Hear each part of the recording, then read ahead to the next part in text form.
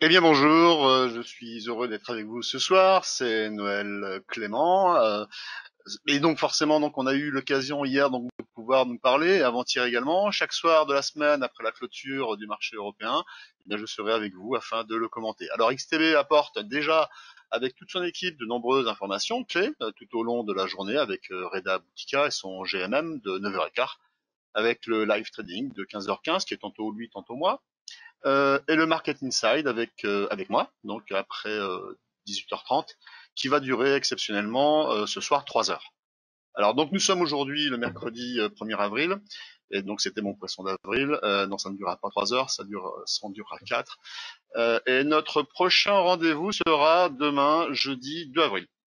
Voilà, donc là vous avez le rappel légal, donc on va déjà commencer par ça. XTB France informe les participants que la présentation à venir et les informations qui vont être dispensées ne constituent pas et en aucune manière une sollicitation ou une incitation à acheter ou vendre des produits financiers.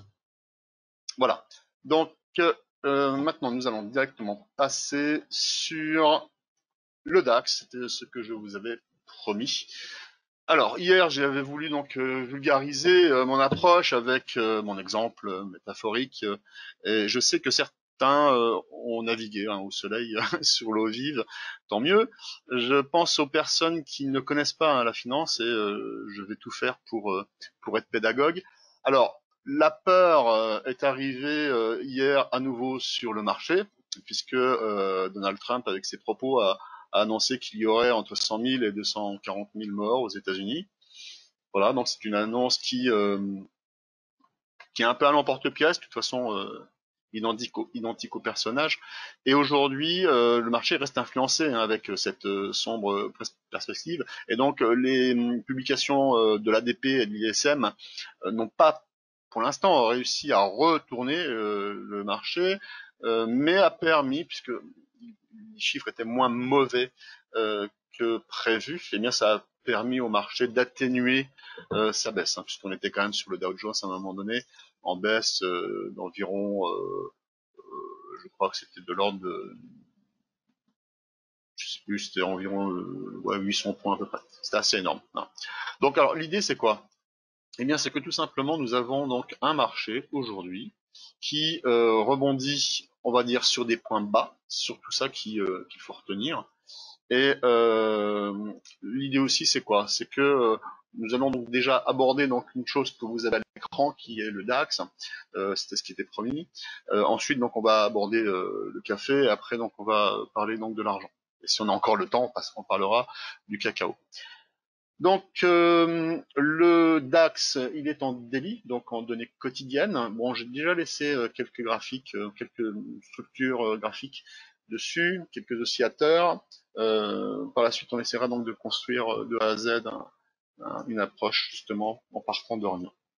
Et donc nous voyons qu'aujourd'hui, donc là je prends encore mon rond, c'est la séance d'aujourd'hui sur le DAX, qui montre qu'effectivement donc on est en baisse, ça n'est pas une baisse non plus catastrophique, même si c'est de l'ordre de 4%.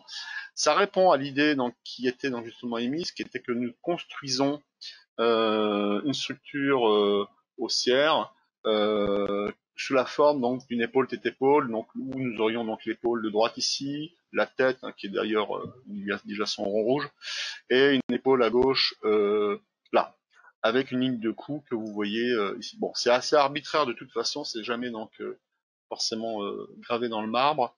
Et donc, pour que ce soit plus clair, on va directement passer en ourli. Comme ça, donc, on arrivera à mieux comprendre l'esprit dans lequel a été construit donc cet argumentaire. Alors, sur le DAX, vous avez ici donc une première partie à gauche qui est donc symbolisée donc par une épaule tête épaule inversée avec l'épaule de gauche ici, la tête ici et l'épaule de droite là. À partir du moment donc nous avons donc cette ligne de coup qui est bien placée, elle doit normalement être un peu haussière pour que ce soit idéal. Eh bien, nous pouvons descendre avec cette épaule relativement bas. On peut redescendre jusque 9150, voire même 9000, 8900. C'est possible. D'ailleurs, c'était l'idée donc pour rentrer sur l'actif. Bon, jusqu'ici on a dérivé. D'ailleurs, on a tellement bien dérivé qu'on a dérivé justement entre la moyenne mobile à 144 périodes que nous voyons donc ici en orange, qui est une moyenne mobile exponentielle de Fibonacci, et celle qui est à 377 qui est là.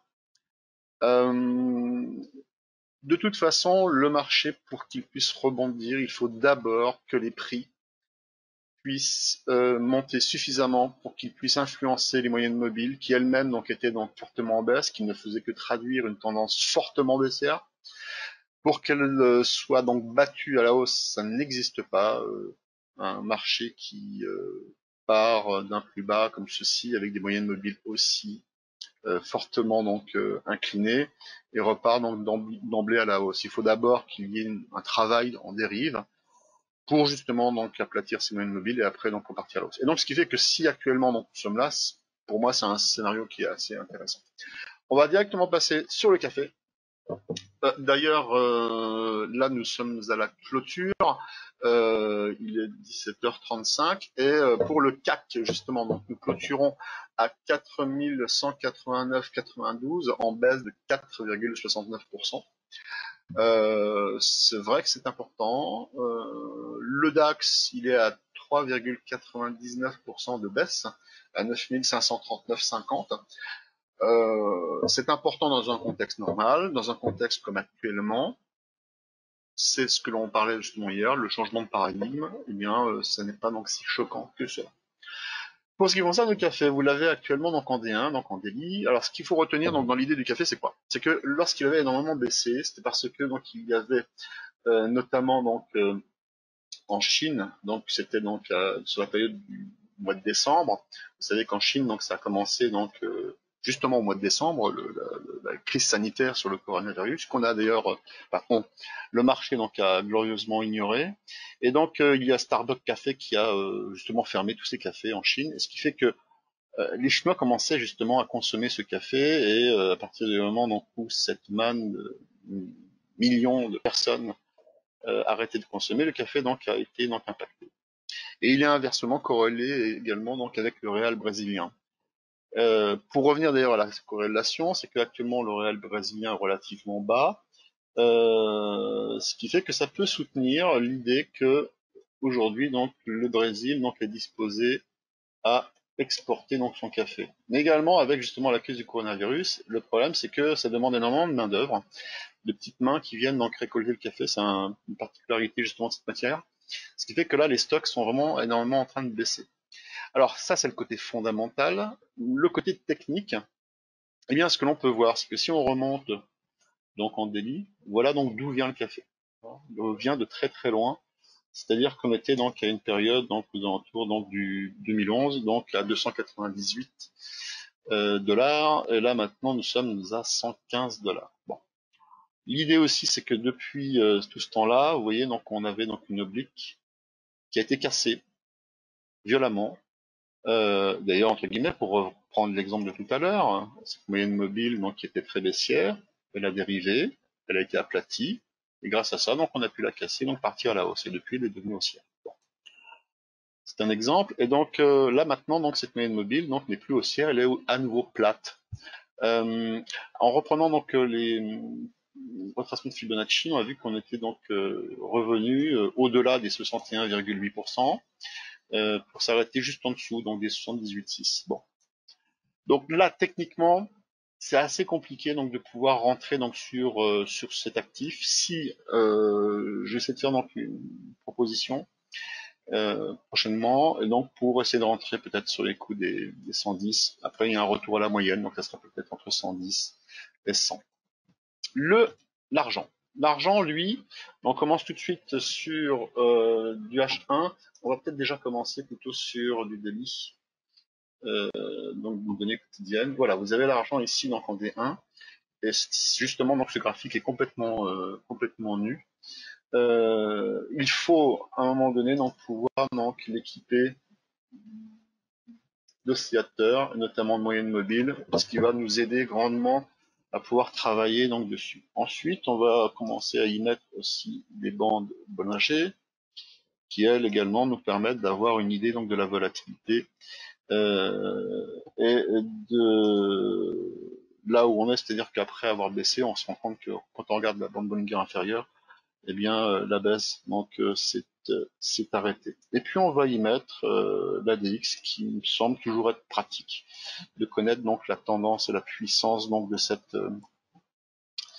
cet actif. Et puis on va y mettre donc les fameux 25 qui correspondent donc à la zone au-delà de laquelle donc on est en tendance. Donc on était en tendance, fortement en tendance euh, à la baisse, puisque des moins en rouge était au-dessus, et donc on avait une tendance qui était très très forte et qui a été estompée justement arrivé sur ce point bas. Et justement il y avait eu les clients qui avaient accès alors on va sortir du daily, on va repartir donc sur l'autre graphique. Et donc il y avait une proposition qui leur avait été faite sur une approche sur l'argent justement qui permettait de d'exploiter donc une structure, une fameuse structure en épaule tête épaule, on en a parlé tout à l'heure. C'est important parce que ces structures-là, donc lorsqu'elles fonctionnent, elles sont vraiment puissantes. Et l'idée donc c'était donc tout simplement à partir du moment où on franchissait la ligne de coup d'une structure en épaule ici et en tête à cet endroit-là. J'ai enlevé l'épaule, dommage. Voilà, donc nous avions donc une projection qui nous envoyait donc sur les 14, 36, 14, 40. Et voilà, donc l'idée donc c'était d'acheter le franchissement donc à 13,05 si ma mémoire est bonne. Et donc par chance donc on l'a franchi, on est revenu backtester en faisant un point bas donc à 13,04. Et depuis l'objectif donc a été atteint, et nous avons dérivé. Donc là pour l'instant techniquement encore une fois il n'y a rien. Et c'est vrai que pour rentrer sur un actif il faut qu'il y ait un événement majeur. Et c'est pour ça d'ailleurs que si on arrive à parler donc du cacao, on verra aussi que fondamentalement il y a des bonnes nouvelles. Techniquement, il n'y en a pas. Donc il faut arriver donc toujours à trouver le moyen donc de pouvoir donc optimiser donc son entrée avec un élément donc technique très important.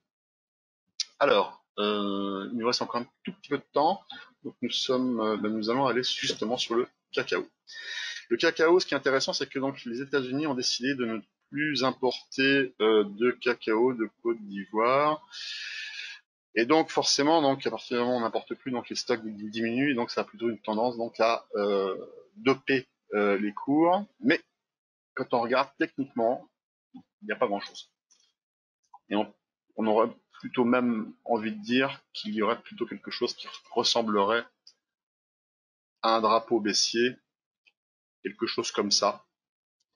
Alors, je ne pense pas qu'on aura quelque chose qui ressemblera à ça. Par contre, j'aimerais donc avoir plutôt une structure qui se transformerait plutôt en biseau descendant. Pour l'instant, il n'y a rien, donc dès que j'ai un signal, donc je vous ferai donc une proposition justement pour rentrer sur cet actif. En tout cas, l'idée, et j'adhère quand même au fondamental, que l'on puisse donc rebondir, repartir à la hausse. Et voilà, on est à 22, donc pour revenir peut-être sur ce gap baissier à 24, voire même donc si on a un retracement à 50%, qui se fait ici, donc à 25,55. Voilà, donc je vais terminer donc sur des petites choses hein, rapides. L'euro-dollar, donc hier, on avait justement parlé du fait que il y avait la Fed qui avait décidé donc de soutenir le dollar donc avec les bons du Trésor. Ça a fonctionné puisqu'on voit bien donc qu'il y a eu un effondrement donc du prix de l'euro-dollar, donc c'est-à-dire que le dollar s'est raffermi.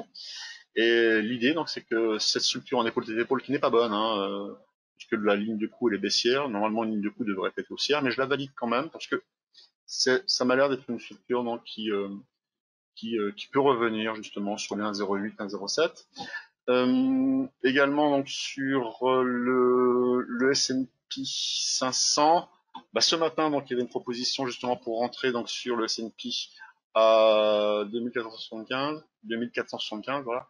Et donc nous avons fait donc un point bas donc sur 2467. L'idée c'était pareil, donc on est tous dans des structures d'épaule tête épaule. Donc là ici on est vraiment en train donc de la travailler, de la former. Et donc si ça fonctionne vraiment bien, nous pourrions avoir ces structures qui nous enverraient donc sur des prix qui seraient aux alentours des 2700, 2000, 2800 points. Voilà, donc je vous remercie pour votre écoute. Euh, L'idée donc d'avoir trouvé donc des points d'entrée, c'est très important. C'est toujours le point d'entrée qui compte, pas le point de sortie. Donc voilà. Donc merci pour votre attention, merci pour votre intérêt. Les émissions donc c'est offrant donc jour après jour, comme je l'avais déjà dit. N'hésitez pas à liker le l'enregistrement YouTube, puis aussi à le commenter. Voilà. Je vous remercie. Bonne soirée et à demain. Au revoir.